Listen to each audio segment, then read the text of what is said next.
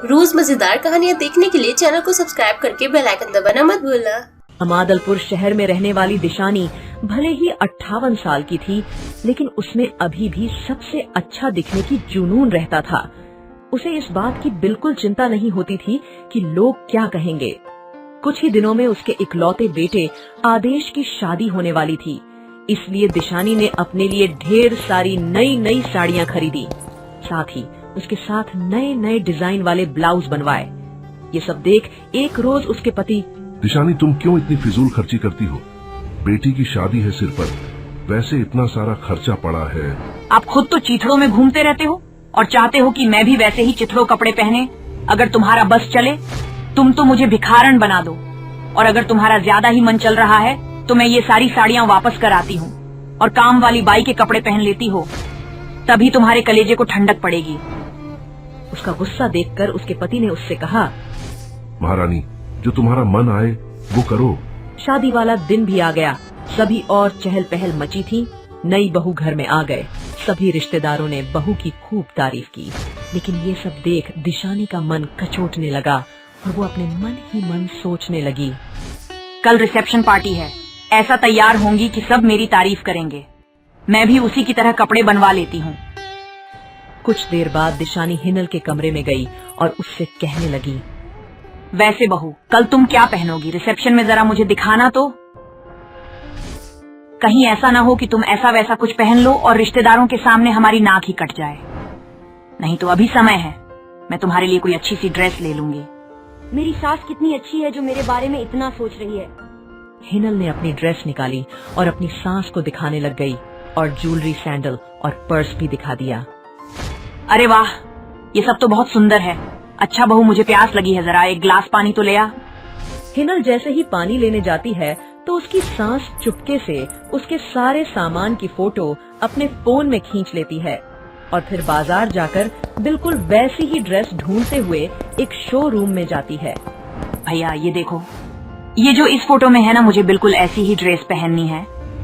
Salesman ने उस photo को देखा, फिर ऊपर से नीचे तक दिशानी को देखा और फिर कहने लगा, माताजी ये कपड़े आप पर अच्छे नहीं लगेंगे। आप अपनी उम्र के हिसाब से कपड़े लीजिए, वो आप पर ज्यादा अच्छे लगेंगे। यह सुनकर दिशानी पूरी तरह भड़क गई। चुप कर नास पीटे, तुझे अपने कपड़े बेचने हैं या मुझे सलाह देने बैठा है? अरे सलाह देने का इतना ही शौक है तो शोरूम की जगह सलाह केंद्र क्यों नहीं खोल लेता? मुझे क्या, मुझे अपना सामान बेचना है जी। उसने वैसे ही कपड़े निकालकर दिशानी को दे दिए। इसके बाद वो शूज की दुकान पर गई और बोली, सैंडल देखो और बिल्कुल इसके जैसी सैंडल लाकर मुझे दे। लेकिन आप तो बताए किसके लिए आपको लेना है? इतनी बड़ी तो सामने बैठे हुए दिख नहीं रही क्या? ये आपको अपने लिए चाहिए क्या? क्यों, तुझे कोई प्रॉब्लम है क्या? मुझे क्या प्रॉब्लम होगी? दुकानदार मन ही मन मुस्कुरा रहा था, जिसे देख दिशानी ने कहा, क्या हुआ मोए, तू क्यों मुस्कुरा रहा है? तेरे सीने पर क्यों सांप लौट रहे हैं? मैं जानती हूँ तुम समाज वालों की थिंकिंग कितनी खराब होती है, लेकिन मुझे क्या करना? मेरी तरफ से तो तू भाड़ में जा।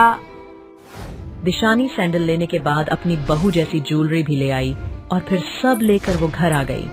अगले दिन जब रिसेप्शन वाले दिन हिनल तैयार होने के लिए ब्यूटी पार्लर गई तो दिशानी ने सोचा, अगर मैं बहू के साथ पार्लर तैयार होने गई तो सब मेरा मजाक उड़ाएंगे और मुझे जाने नहीं देंगे, इसलिए मैं घर पर तैयार हो जाती हूँ। सभी दिशानी की आदत को जानते थे कि वो घंटों तैयार होने में लगाती है, इसीलिए किसी ने भी उसे डिस्टर्ब नहीं किया। उधर हिनल जब सज धज कर आई तो सब लोग उसे देखते ही रह गए। पार्टी में सभी लोग पहुंच गए थे तो वहीं कार्तिक जी अपनी पत्नी दिशानी को ढूंढते हुए आए। अरे आदेश की माँ, और कितना टाइम लगेगा तैयार होने में? अरे दुल्हन भी कब की तैयार होकर आ गई, लेकिन तुम्हारा सजना अभी खत्म नहीं हुआ। कुछ देर बाद दिशानी दुल्हन की तरह सज धज कर पार्टी में आ पहुंची, जिसे देख सभी रिश्तेदार आपस में बातें बनाने लगे। ये देख दिशानी मन ही मन मुस्कुराई और बोली,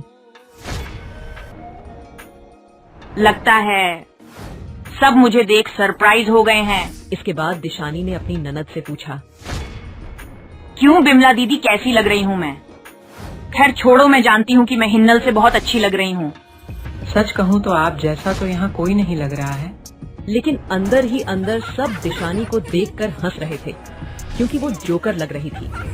हिन्नल की नजर जब अपनी सास के कपड़े और सैंडल ज्वेलरी पर गई तो वो हैरान हो गए और वो अपने पति आदेश से बोली, तो इसलिए तुम्हारी माँ ने मुझसे सारा सामान दिखाने को कहा था ताकि वो मेरी कॉपी कर सके। यह बात सुन आदेश पे दांत पीस रहा था, लेकिन वो खुलकर कुछ कह नहीं पा रहा था। सभी मेहमान अब उसे देखकर हंस रहे थे। ये देख दिशानी को बुरा लगने लगा था, लेकिन वो किसी से कुछ कह भी नहीं पा रही थी। कुछ देर बाद सभी मेहमान अपने घर जाने के लिए निकल गए। इसके बाद अचानक से दिशानी के चेहरे पर जोर से ईचिंग होने लगी। वो जल्दी से अपने कमरे की ओर जाने लगी, लेकिन हाई हील में उसका इनबैलेंस हो गया और वो धड़ाम से नीचे गिर गई और फिर उठ नहीं पाई। उसके पैर में मोच आ गई थी। उसके परिवार वालों ने उसे संभाला कि तभी उसके चेहरे पर बड़े बड़े फफोले उगाए। हे भगवान, ये मेरे साथ हो क्या रहा है? मैं चल भी नहीं पा रही, ऊपर से चेहरे पर ये फफोले। कार्तिक जी ने तुरंत ही डॉक्टर को फोन किया। डॉक्टर ने आकर कहा, देखिए, इन्होंने अपने चेहरे पर हाई ब्रिज का इस्तेमाल किया है और इनकी सेंसिटिव स्किन है, जिस वजह से इन्हें ये दिक्कत हो गई है। लेकिन हिन्नल बहू ने भी तो यही लगाया था। देखिए, सबकी स्किन अलग अलग होती है और आपने खुद लगाया है, जिस वजह से क्वांटिटी भी ज्यादा होने के कारण ये रिएक्शन हुआ है। इसके बाद दिशानी को हॉस्पिटल में एडमिट किया गया, जहां उसके पैर में फ्रैक्चर निकला। ये सब तुम्हारी अपनी करतूत की वजह से हुआ है। अगर तुम बहू को कॉपी नहीं करती तो ये सब नहीं होता। अब दिशानी को भी अपने की पर पछतावा था। अब उसे समझ आ गया था कि अपनी उम्र के हिसाब से ही सबको काम क्यों करना चाहिए। फिर जब वो ठीक होकर घर आई तो उसने सबसे माफी मांगी और फिर अपनी उम्र के हिसाब से सादगी में ही रहने लगी।